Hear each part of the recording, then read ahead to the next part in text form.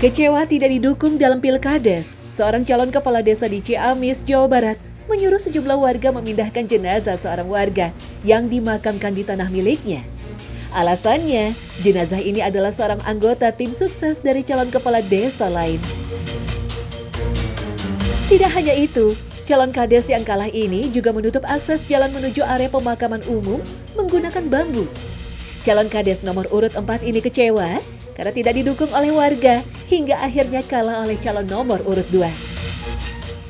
Yang menutup sama, yang memerintahkan menutup karena jalan ini kepunyaan beliau adalah nomor 4, ini jalan kepunyaan nomor 4, dan akhirnya karena mengingat nomor 4 mungkin kalah, sehingga ya walaupun jalan karena warga mungkin banyak juga yang barangkali lewat mendukung yang mana lewat yang jalan utama, sehingga ditutuplah akses jalan ke makam umum. Permasalahan ini mendapat perhatian tokoh masyarakat, polisi, TNI, hingga Pemkab Ciamis. Mereka berupaya menenangkan masyarakat agar tidak terjadi konflik antar pendukung. Warga kemudian membuat jalan baru menuju makam secara swadaya. Mereka mengaku enggan memperpanjang perselisihan demi kerukunan warga. Seseorang yang kecewa, lalu marah dan emosi, seringkali akan menimbulkan dendam. Padahal syariat Islam melarang umatnya untuk memiliki sifat pendendam. Mengapa? Karena sifat pendendam hanya akan membuat seseorang kehilangan akhlaknya dan membuat dirinya semakin jauh kepada Allah Subhanahu wa taala. Rasulullah Shallallahu alaihi wasallam bersabda, "Sesungguhnya lelaki yang paling dibenci Allah ialah yang paling gigih dalam permusuhan." Hadis riwayat Bukhari dan Muslim.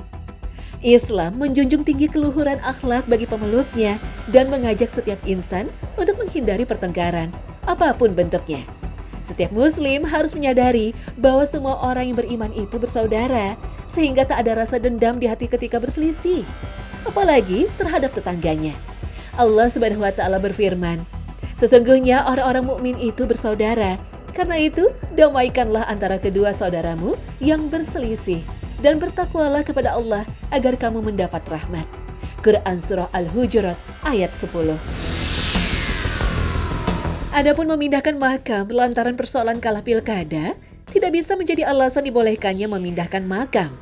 Ini persoalan serius dan tidak biasa dalam agama yang mestinya tidak boleh terjadi. Mengapa? Karena sebenarnya memindahkan makam dalam hukum agama itu pada dasarnya dilarang, tidak dibenarkan. Pemindahan makam baru dibenarkan bila ada alasan yang juga dibenarkan dalam syariat agama. Itu pun jika dalam keadaan darurat. Mengapa? Karena kemuliaan manusia di saat hidup dan matinya adalah sama. Maka mengusik makamnya di saat ia telah mati sama seperti mengusiknya ketika ia masih hidup. Apalagi kemuliaan itu merupakan anugerah dari Allah Subhanahu wa taala, sebagaimana firman-Nya, "Dan sesungguhnya kami telah memuliakan anak Adam." Quran Surah Al-Isra ayat 70. Selain itu, membongkar makam dan memindahkannya akan berpotensi merusak rangka tulang mayit, kecuali pada makam yang sudah lama dan telah berlalu puluhan tahun. Inilah yang ditegaskan oleh Rasulullah Shallallahu alaihi wasallam.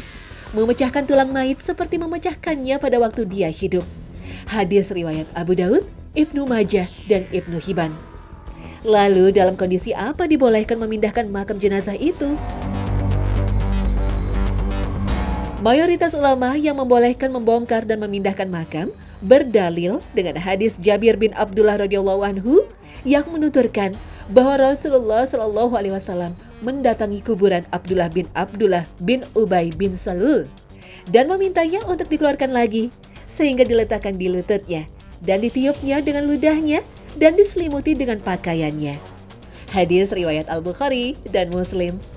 Menjelaskan hadis ini, Ibnu Hajar dalam kitabnya Fathul Bari mengatakan, hadis ini menunjukkan dibolehkannya membongkar kuburan untuk kemaslahatan dan kepentingan mayit, seperti menambahkan keberkahan kepadanya, seperti yang dilakukan oleh Rasulullah Shallallahu alaihi wasallam. Jabir bin Abdullah radhiyallahu anhu juga menuturkan, seorang laki-laki dikuburkan bersama dengan bapakku. Namun perasaanku tidak enak, hingga akhirnya aku keluarkan beliau dari kuburan, dan aku kuburkan beliau dalam satu liang kubur sendiri. Hadis riwayat Al-Bukhari.